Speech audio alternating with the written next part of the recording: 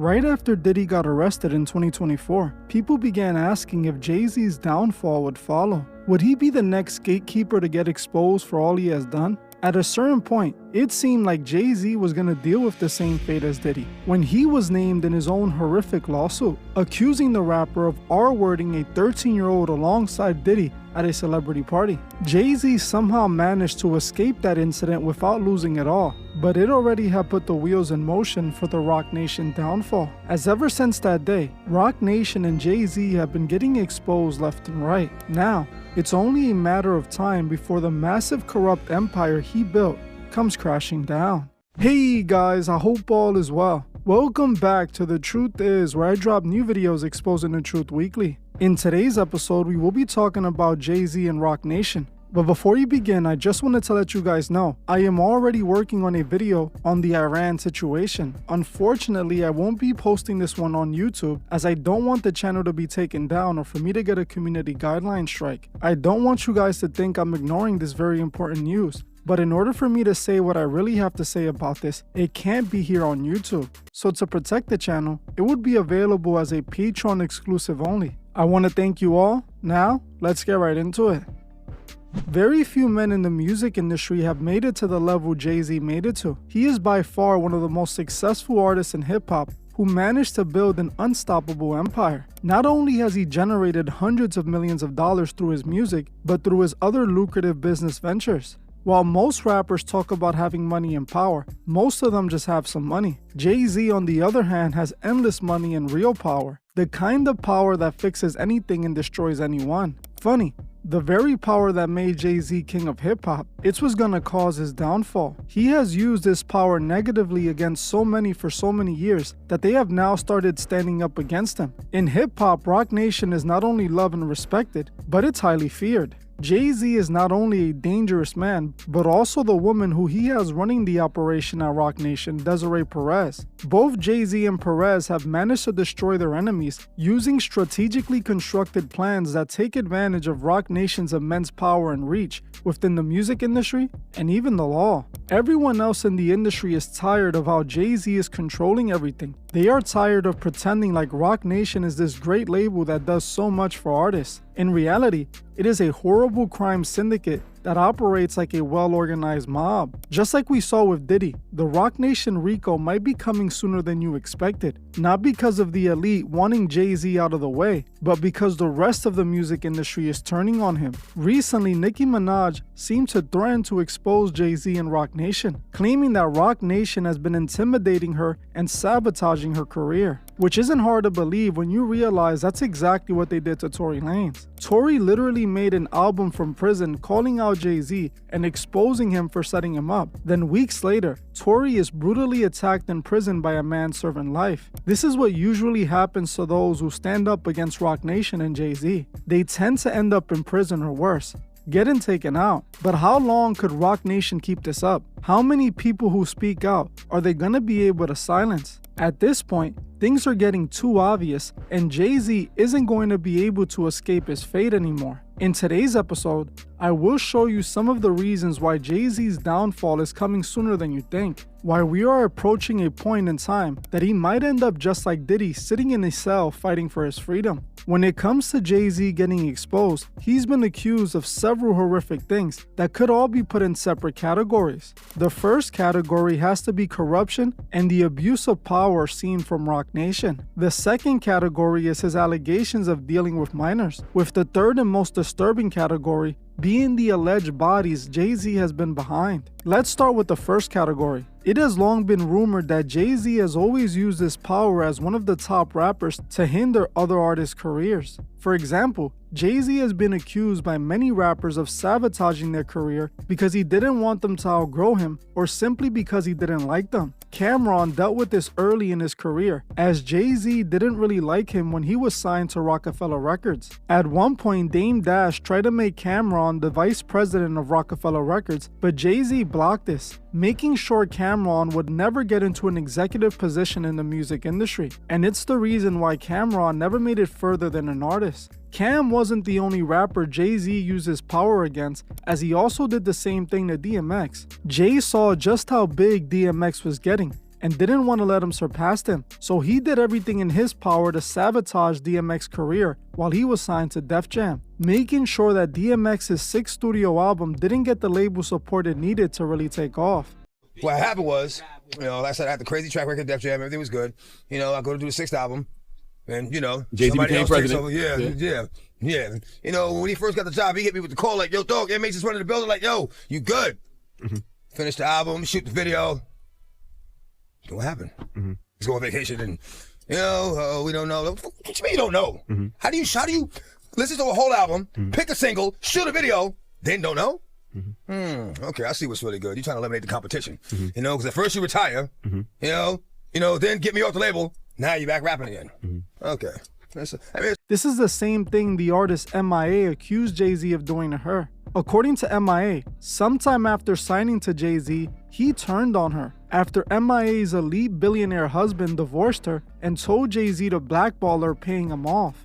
MIA claims Jay was paid off by her ex-husband to sabotage her career, blackball her from the industry, and even keep her from her child. On top of this, she even exposed Jay-Z for trying to force her to sell her soul and compromise herself to keep climbing in the music industry. I had to fight. Of course, if I didn't, I wouldn't have got my foot in the door and fought and kept myself, because I would be doing all this stupid other. And no, I didn't want to drip myself in blood and cover myself in swimming goop, in black goop, and like wear devil horns and sell a record. Or be a witch, or be that, all of them. And that is just facts. And no, I'm not going to bleach my skin. No, I'm not going to nose job. No, I'm not going to filler. No, I'm not like do. No, because I'm 100% content, happy, and at peace with exactly how God designed it. As Jay-Z got bigger and more powerful, he started using his power for other reasons, like what happened to Tory Lanez. I have spoken about this Tory situation so much, so I will keep this brief. Essentially, back in 2020, Tory completed his record contract obligations. He finished his record deal and was officially an independent artist. During 2020, Tory was on fire. He was one of the hottest artists out and was even more popular because he was hosting Quarantine Radio, which at the time was extremely popular. This meant Tory was as hot as he had ever been before, and now he was independent. The labels didn't like this and were offering Tory a new deal, but Tory refused and wanted to stay independent. One of the labels that reached out was Roc Nation. Tory declined to sign to any of the labels, including Roc Nation, and instead started telling other artists to stay independent like him, even showing them he made millions of dollars independent after refusing to sign to the record labels. This was bad for the labels as they wanted to keep artists as their slaves. They couldn't allow one of their slave artists to escape and warned the other slaves, encouraging them to break free too. Not long after this, the Tory and Meg situation happened, with Jay-Z's partner in crime, Desiree Perez, making sure Tory ended up serving 10 years in prison. In my opinion, Roc Nation was behind the downfall of Tory Lanez. We saw more proof of this recently when Desiree Perez's own daughter came out and claimed Desiree was trying to do her like she did Tory. According to Damori Hadley, which is the daughter of Desiree Perez, the CEO of Roc Nation, Desiree concocted a plan to force her daughter to leave her husband that she didn't like. Damori claims that her mother used doctors, judges, and even law enforcement to do her bidding, claiming they all acted as her mother's foot soldiers. Damori showed proof that her mother paid doctors off to call her mentally unstable and say that she was a danger to her own life. She also paid judges off to grant orders against her and used the police to falsely imprison her. Damori was called mentally unstable and put under the Bakers Act, where she was forcefully committed to a mental institution. Her mother then attempted to put her daughter under a conservatorship in order to be able to fully control her daughter's life. About what happened to you so that the audience is aware. So essentially, how were your freedoms taken away and what happened to you in the last couple of years? Yes, so I would say my freedom was personally attacked on March 27th, 2024. The Baker Act was used against me unlawfully, as well as the Marchman Act, as well as a petition for guardianship, which as many of you know, you have to be deemed incapacitated, which I am very far from. So those were the three things that were used to falsely imprison me, to essentially take away my voice. And then as far as like intimidation and abuse, that has been going on for well over a year now. I've been sued. My husband's been sued. We both were falsely imprisoned. I have no access to the man who raised me now. I can't get in contact with him. What else has been done?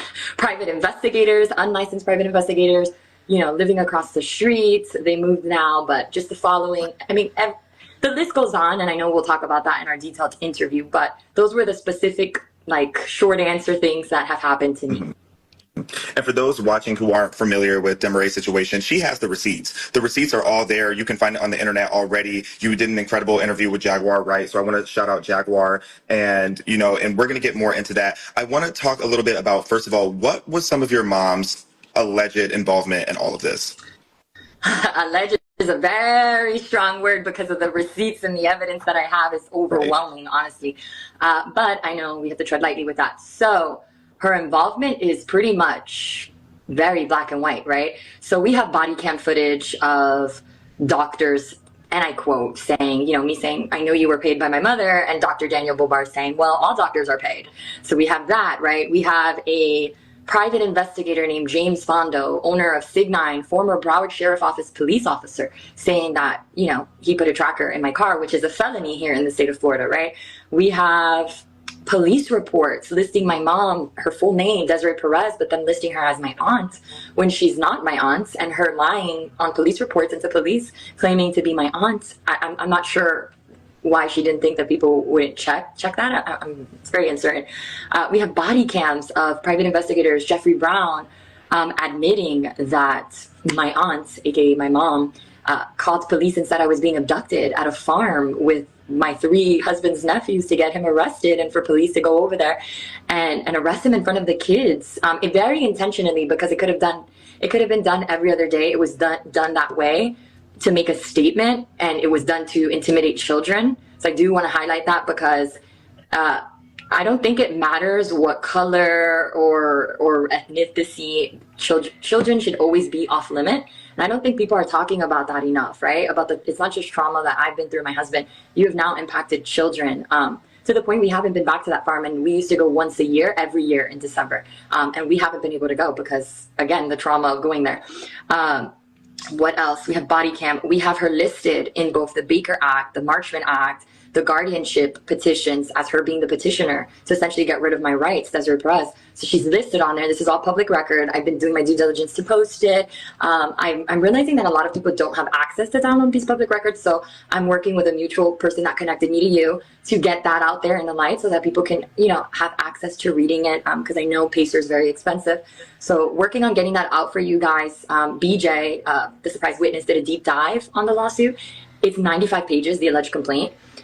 But we inserted not everything, but enough so that you guys understand, like, there's enough evidence that Desiree Perez is involved. There's enough evidence that Roc Nation is involved. There's enough evidence that all these entities are involved. Obviously, I didn't show my full hand, right? Because that's the purpose of court. Right. But yeah, that's her direct involvement, allegedly. Desiree tried to do the same thing she did to Tory to Damari, and it blew up in her face, as Damari has sued her and called her out publicly. It's not hard to see why people fear Roc Nation with Jay-Z and a woman like Desiree Perez running it. They have no issues using their powers against whoever they see fit. Whether right or wrong, it doesn't matter. What matters is what Roc Nation wants. Now let's move on to the next category in Jay's allegations. His alleged involvement with minors. At the end of last year, Jay-Z was accused of R-wording a 13-year-old alongside of Diddy back in the 2000s. Jay-Z denied the allegations relentlessly, and not only defended himself against these allegations, but aggressively attacked the lawyer and victim for even accusing him of it. Thankfully for Jay-Z, the lawsuit was dropped after he sent private investigators to the victim's home and forced her to say it was all a lie. The judge then used this to throw out the entire lawsuit just like that. Most people think because the situation was taken care of, that Jay-Z is innocent, but his known past behavior of dealing with underage girls says otherwise. It is believed that Jay started a relationship with Beyonce when she was around 18 or 19, but there's plenty of evidence that will suggest Jay-Z was already messing with Beyonce when she was 16 or 17, proving that Jay-Z has been into them young since the very beginning. Then it was also known that Jay-Z had a relationship with Foxy Brown. It was believed she was only 14 when they did things together, again pointing to Jay-Z liking them young. Then it was the same thing with Rihanna, who Jay-Z signed when she was 16. I actually did an interview with the man who exposed Jay and Rihanna's relationship back in the day that caused Jay and Beyonce to split up momentarily. Jonathan Hay was an industry publicist who worked with Rihanna early in her career. Jonathan claimed out of his own mouth that Jay and Rihanna definitely had a relationship together before she was of age. Actually, ask you a question about Jay-Z. You said in that interview with Jaguar Wright and Real Life Productions, you stated that you were actually the one responsible for spreading the rumor that Jay-Z and Rihanna had hooked up. Now, my question to you is, do you believe that at all? Did you believe that rumor before you said it, before you claimed it? Do you believe that there's any truth? Not saying that you're accusing Jay-Z, let's make this clear. We're not trying to get anybody in trouble here. But do you believe that there's a possibility that that could have been true? So as far as the rumor, I came out and said that I started the rumor a long time ago because I was told that I would be rewarded significantly. Okay. You know, for coming out and saying that I started the rumor, and it stuck. I was to be the one that was to fall on the sword, so to speak. Now, you didn't answer the question. You don't have to if you don't want to.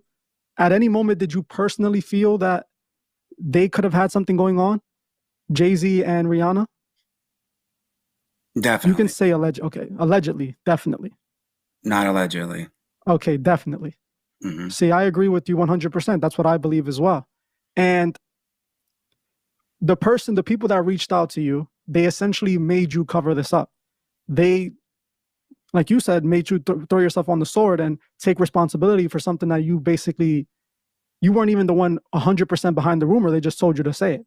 Correct? Correct. The allegations of him and a 13-year-old are actually believable, as he has a history that seems to suggest it. Now let's move on to the last and worst category, the people that Jay-Z has allegedly had whacked. A few months back, the world got the disturbing news that Tory Lanez was ambushed and brutally attacked by an inmate in prison. Tory was rushed to the hospital where he was in critical condition. He barely managed to survive the attack. Not long after the incident happened, I made this video where I pointed out the fact that just weeks before Tory was attacked in prison, he made an album from prison where he dissed Jay-Z and Roc Nation several times. He didn't sneak diss them, he straight up dissed them openly and blamed them for his arrest and downfall.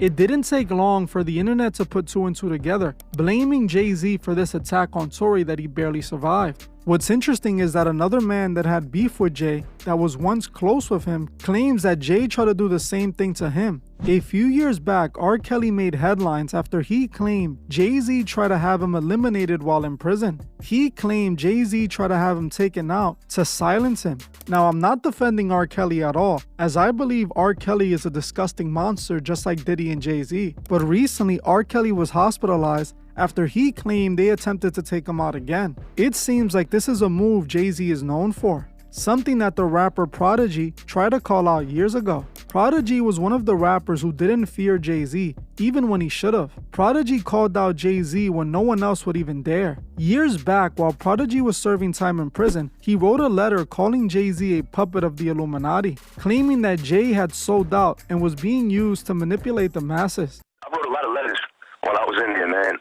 I was doing this thing for Vibe magazine, just writing letters from prison, just expressing myself and things I wanted to get off my chest, things that were on my mind and I wanted to let people know. And I wanted to show them, even though I was inside, locked in a prison, I wanted to show them that I still had no fear in my heart, about speaking my mind and letting people know what time it is. There's no reason for me to fear because it's really nothing, there's nothing they can do aside. And I'm not afraid of that, you know what I mean? Like, I don't think, like now, they're at the point where they would take it that far. I think they, like this plan, that they got into effect, and it's been in effect for hundreds of years or whatever. I think it's so embedded in people's brains now. They got people so brainwashed in this world that they don't even really care anymore. You know what I mean? Like, they're like, go ahead and tell the people all you want. We got these people so brainwashed, there's nothing you guys can do about it. That's how they feel. You know what I'm saying? And when I say they, I mean, you know, the powers and the structures that's in place, you know, that's there to control us. You know what I mean? You know, at the end of the day, you know, I always say, like, God always wins at the end of the day. You know what I mean?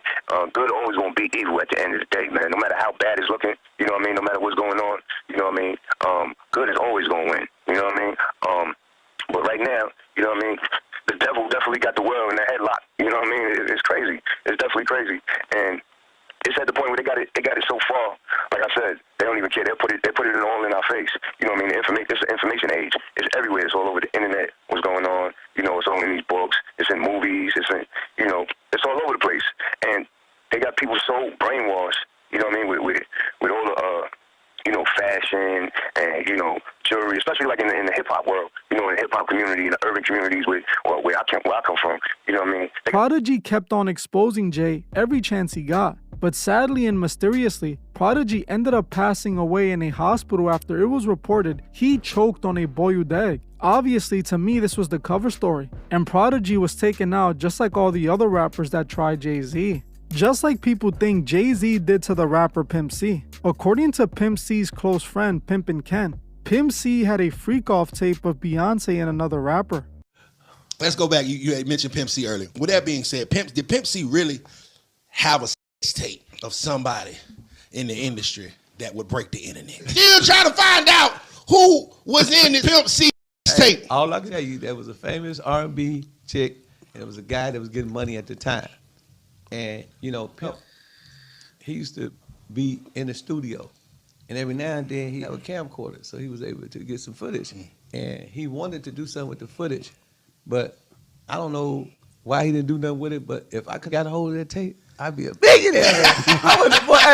Whoever it was, they had to kill me, man. I know TMZ would have paid a bank for that one, man. But yeah, it is a tape, and if you read the comments, a lot of people figured out. Okay. A lot of people figured out because, you know, people that was in Houston at the time, they know who was a little loose, you know, as a Montana goose. You know what I mean? So, you know, and they also know who was having money at the time.